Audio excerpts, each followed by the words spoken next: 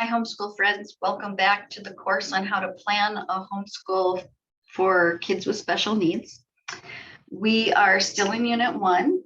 We've so far talked about how to set up a record-keeping system, how to check your state laws and make sure that your homeschool is legal, and what needs to happen for that.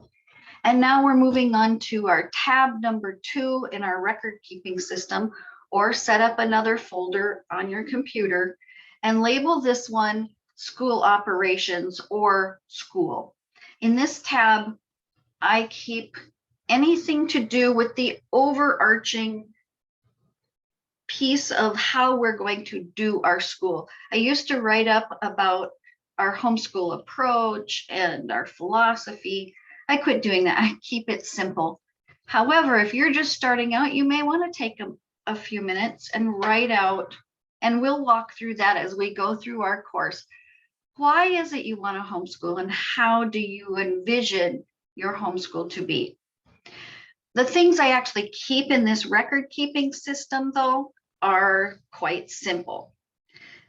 Pretty much only 3 things. I keep a list of the materials that we're going to use for the year. I make a list of first of all, of the things that we're going to do together as a group.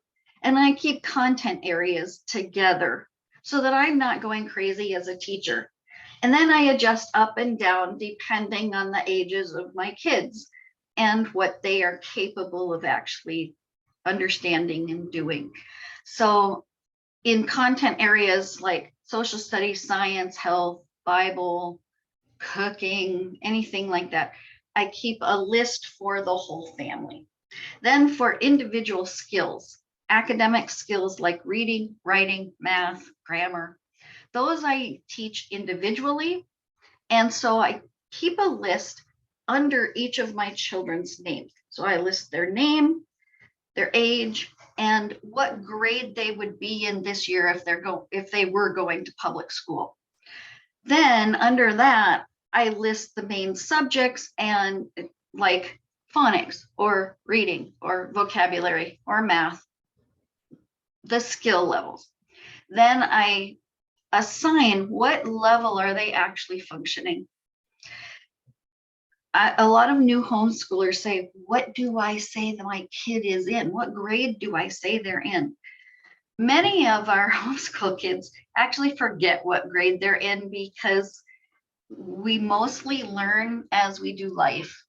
And a grade level used to mean something, but now in our public school system, it's associated with their age.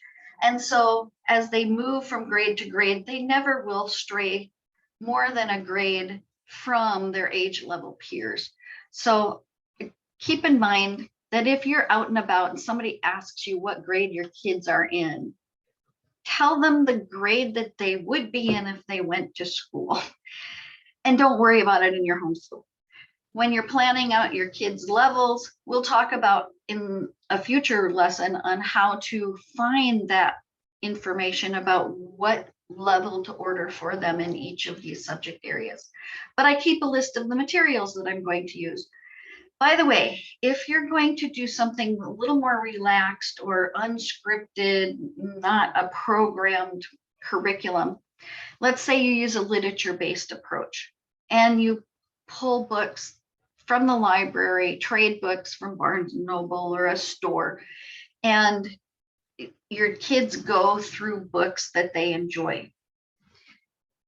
In this list, you could plan out all the books that you're going to do for the school year. Or in this list, you could just say trade books or library books or literature books. That would be just fine. That way you know kind of what approach you've used. Keep a list separately as you go, or write it at the end of the year and say, oh man, look at how many books we have covered this year, and add it to this section later. The second thing I keep in this tab is a school calendar. And that may seem like a lot of work, but it's actually saved me a lot of time, and it keeps me accountable that we actually are doing school. What I do is look at a calendar of a year at a glance. It's usually in my planners. And I look at our school year from August to May. In other states, I've run our school from September to June. The reality is I run our homeschool all year long, and our kids don't necessarily even know they're doing school. But by planning out my school calendar, I see that we can get in 180 to 200 school days. Our days can be shorter. We still get in plenty of minutes because in a homeschool environment, I'm not locked into a typical school day or typical school hours. It just becomes a natural part of the way that we do life. So when I look at this calendar, I look at the entire year and I look ahead, and first thing I cross off each of my kids' birthdays. I look at when our holidays and I cross off those weeks. And then I say, okay, are we going on a big vacation? Or are we going to do a bunch of long weekend camping trips? What are we doing this year? And I will mark those off. That's what I mean by making a school year calendar by exclusion. I exclude everything where I know for sure we're not going to be doing school. I know there's going to be days when we're sick or when something comes up and we just don't get school in. Because we are not tied to compulsory attendance at a school every day, trust me, that stuff gets made up very easily. There's not a worry, even if it's a week that you have to take. Your school year calendar is typically so much longer that you will be fine. But the calendar keeps you accountable that, oh, hey, we actually have a plan. The third thing I keep in this tab is a typical routine. Now, some years I've had a full-blown schedule that's tied to times, especially the younger they are. We still didn't abide by it rigidly, but I kind of knew that in this time frame, we're going to be doing this 15-minute segment, then we're going to be doing this for about a half hour. And I plan out our daily routine. That way, it becomes such a natural part of how we do life. It provides structure for your kids so that they are comfortable and not guessing, what am I going to have to do today? I've got to figure out something. Oh, I guess I'll just watch TV.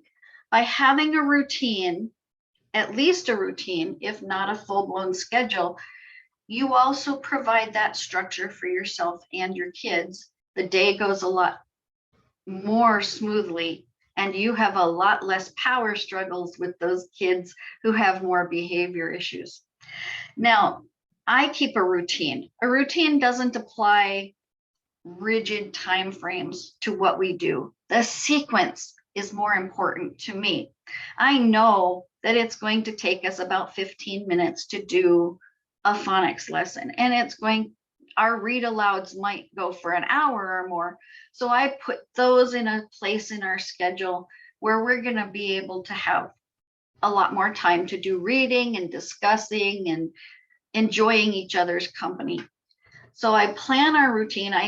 Some years, especially when I was actively instructing reading and math, and the kids each had their own time, I would make a 2-column routine so that they knew what they were doing when they were coming with me to instruct and what they should be doing when they were not with me and they were free to play or to do task boxes, or they had some kind of chore to do.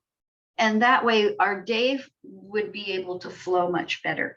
We'll get into much more detail on that, on how you plan a routine in the later lessons. But the 3 things I keep in this school operations tab is our list of materials and the levels that I'm ordering, a school year calendar to keep myself accountable, and a typical routine of our day and our week so that we all are on the same page as far as the sequence of what we're going to do each day.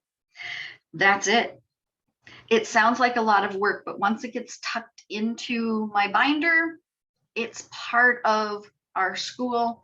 Obviously, I post our routine so everybody is on the same page, but most of it's in my binder for me to reference whenever I need to.